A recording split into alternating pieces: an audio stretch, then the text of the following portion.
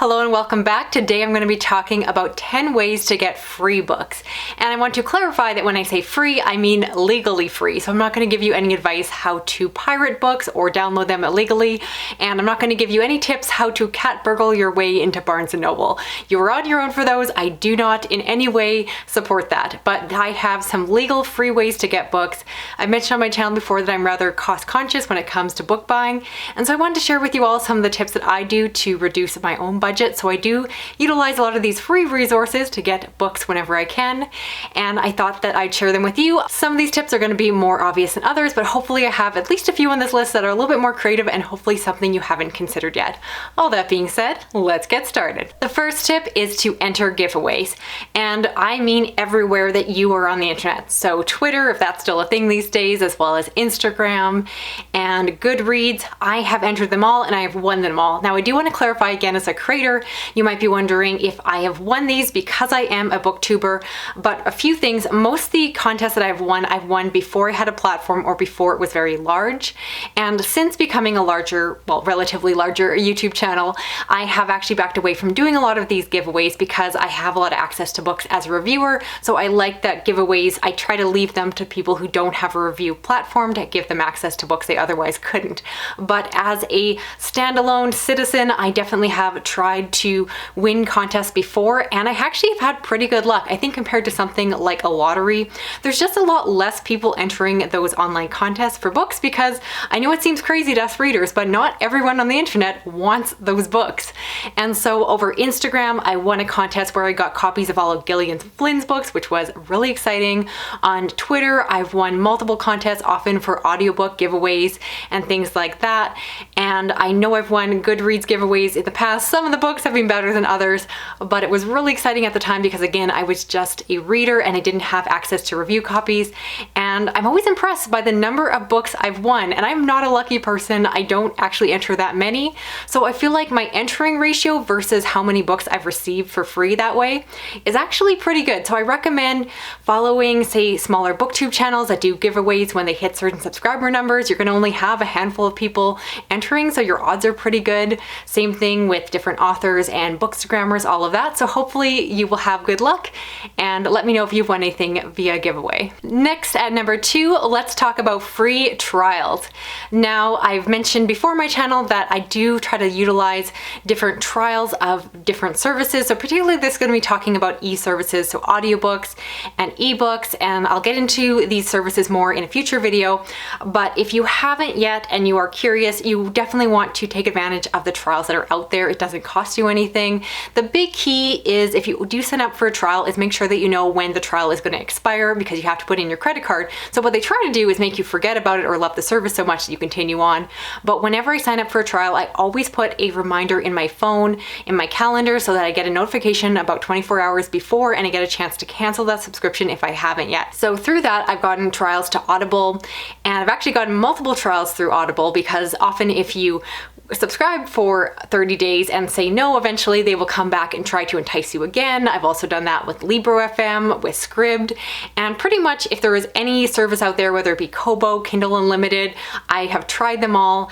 And what I try to do whenever possible, depending on the service, is if the trial involves unlimited access for a certain amount of time to a service, I try to make the most of that. So for instance, with Audible, you get access to their catalog. So with any books that are in that catalog, I will try to spend the month listening to nothing but Audible exclusives that are in the catalog and binge through as many as I can, so that when the subscription expires, I've kind of exhausted my interest in there, and then I can move on to something else. Same thing with Kindle Unlimited. I often will just get a trial and then read nothing but indie titles for a month, and then by the time that the subscription comes up for renewal, honestly, I'm kind of again tired of reading those. I will cancel that subscription and then come back when I'm interested again, which often is a year later, in which case Kindle Unlimited often offers me another trial. So I'm always impressed how much these services give away for free. And again, the real trick is just making sure that you remember that you signed up, you have those reminders in place, and obviously they're there for a reason, they must work. So if you do love a service, you can continue on. But for the sake of this video, I'm only going to be talking about things that are absolutely free. Again, I'll get into cheap ways to continue with those services in another video, so stay tuned. Number 3 is to tell everyone that you are a reader. This might seem a little abstract, but I encourage you to make sure that every person in your life knows that you read books. There are always those quiet readers out there who don't really make a YouTube channel and tell everyone on the internet that they read books. So I'm very vocal online that I read books, but I'm also vocal in my personal life. All of my husband's extended family knows that I read, as well as my extended family. My coworkers know, my boss knows. Everyone who is in any way related to me or has any kind of relationship with me knows that I read. Now, the reason that this is important, and it sounds strange, but from my personal experience, is that if you tell people you are a reader, you will randomly get free books from them outside of gifts, which I'll get to in a moment. But for instance, I remember that I once watched my boss's dog over a lunch while they were running to Costco. And as a thank you, they came back from Costco with a book that they had bought for me. And I just randomly got that. I remember once, I believe it was my husband's aunt randomly was like, hey, you like books, here's a book, have you read it? And so I got a book that way. I have gotten books from all sorts of places, and it's just because if someone, especially if they are not an avid reader, if they have a book and they don't know what to do with it once they're done, they will give it to someone in their life who purposely goes out of their way to tell people that they love reading. Obviously, this is a little bit hit or miss when it comes to genre. I certainly have gotten books that are not quite my thing, my taste, but I'll be honest, I have gotten so many books I've loved through this. I've gotten into historical fiction and different genres, and some of my favorite books are books that someone has randomly said, hey, I finished reading this. You're the only reader I know, so I'm gonna pass this along to you. So I can't say it enough. It seems strange, and I don't mean this in a woo-woo way that, oh, if you put it out there to the universe will give you books, but in a very practical sense that if the world knows that you read books, someone in your life will start handing you books randomly, and it's kind of fantastic. Then at number 4 is to ask for books for every single holiday. My family, my husband know what I want every time. They will still ask. My husband will say, what do you want for Christmas this year? But he can answer it for himself, and he always says, I know you want books. I'm just checking if you want anything else. I am very clear, very consistent, and very vocal to everyone in my life who is possibly going to get me something for a holiday that I want books. And it's just something I do because honestly I prefer it over almost everything else I could think to get me.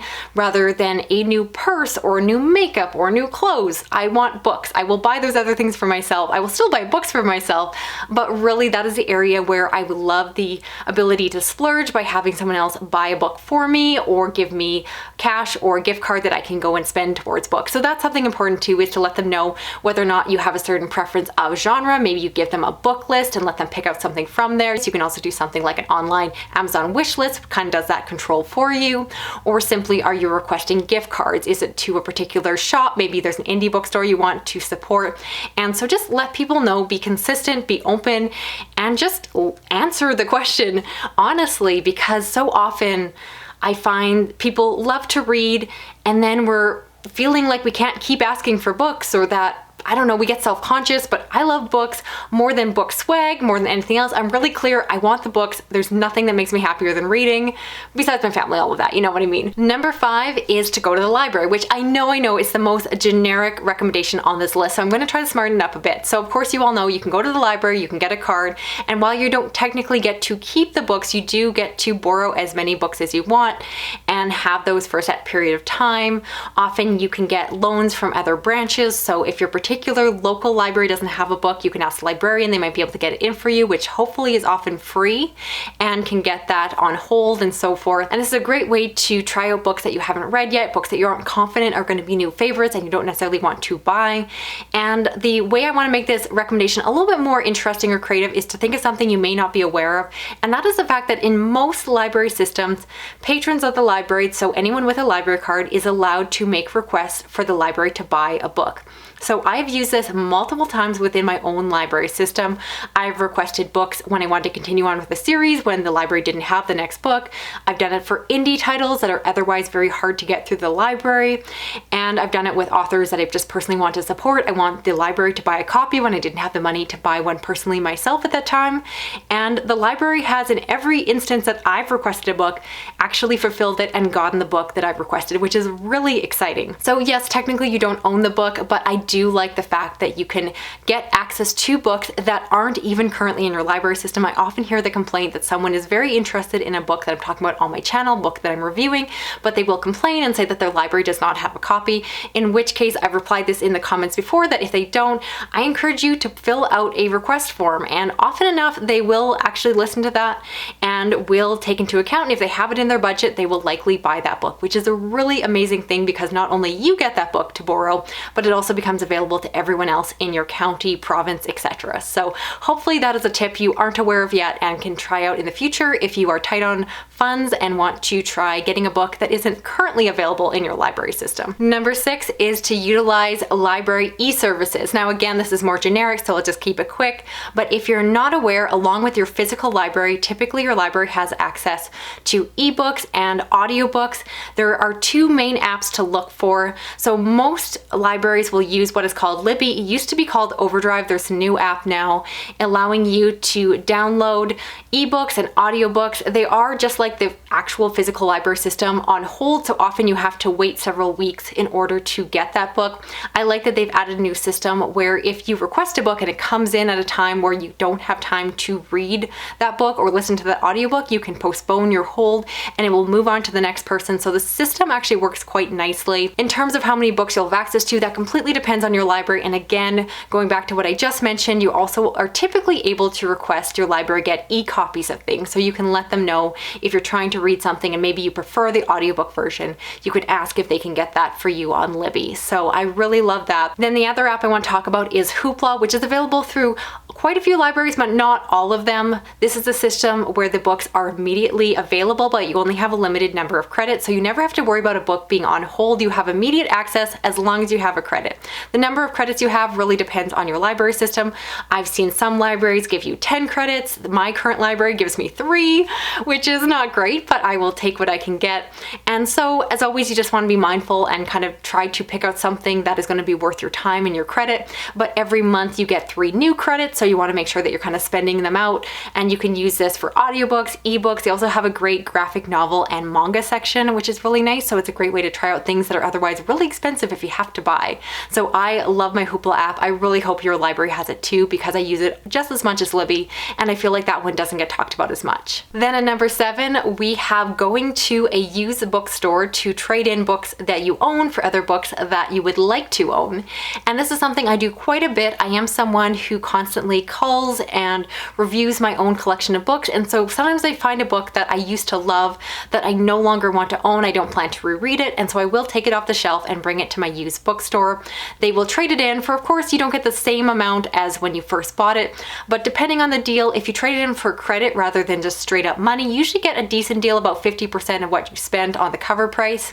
And so then I will use that money to go and buy more books. Now, I love my particular used bookstore because you actually can request or ask them to keep their eyes out for particular titles. So if I go to the shelves and I don't see anything that I want when I'm there, I can take store credit home with me on a slip of paper and then ask them to call me if a particular title comes in, maybe a new Neil Stephenson book that I'm looking for, something like that. And they'll call me, put the book on hold, and then I can go pick it up using that credit so that, again, I'm not spending my cash, my credit card money to buy that book. And so I really love that system.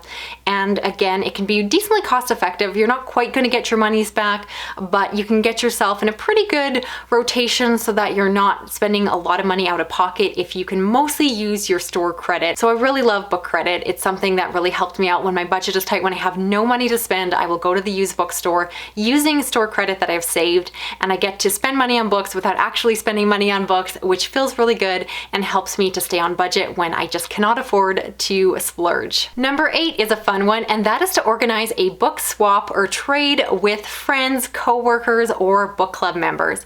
So personally, I've done this when I've been part of real life book clubs where I have brought in books, perhaps ARCs or review copies that I no longer wanted because I've already read and reviewed them. I pass them along to other fellow readers, and I've seen them do the same where they will bring books that they have finished reading and don't want to keep, and will pass it along between the book club members. I personally haven't done it, but I know other people have done this with their coworkers, and if you're lucky enough to have a group of real life friends who read books together, that is another great way to have a really fun party. Everyone brings some books, you put them in a pile, however you do it. Maybe you have a system where you have to trade certain books. You come up with the rules, you make it into a party, And it's a pretty great way to, again, pass along books that you no longer feel like you need to own while still getting new books in the door without, again, spending money. Win-win for everyone, and bonus points if you get to do with friends and share your enjoyment and love of reading. Number 9 is to visit little free libraries. Now, if you don't know, there is a movement, which I love, that is going around, and this is for people to put up their own little library boxes. So you can get these really cute kits and build those, or some people just build their own. And so around different suburb communities or different neighborhoods, you can find these little boxes, and basically you are entitled or allowed to go and take books out of them. You can also put books into them, which I recommend, so that you're kind of continuing that cycle. And you can track these using apps, so you can actually look this up online, so you don't have to just wander the neighborhood looking for boxes. Instead, you can search your city or your neighborhood and find out where they're located and drive around or bike around, whatever makes sense. I fully admit that I've had terrible luck with these little libraries myself. I tend to live in a really conservative community, so these boxes tend to be filled with a lot of Bibles and Christian literature that isn't really my thing.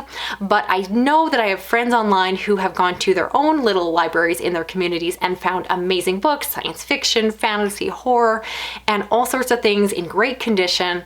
And I love that it's happening within communities. Again, your luck is really going to depend on where you live. So perhaps it's something you could try out if you're traveling or going to a different neighborhood.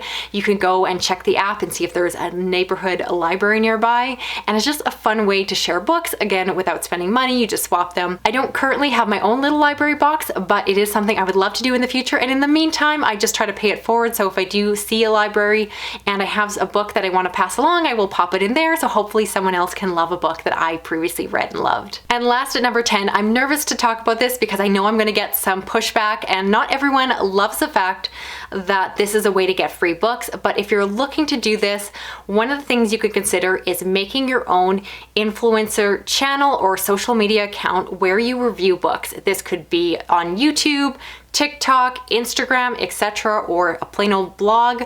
And on that platform, you can try to build yourself an audience, and then eventually you're able to request books from publishers.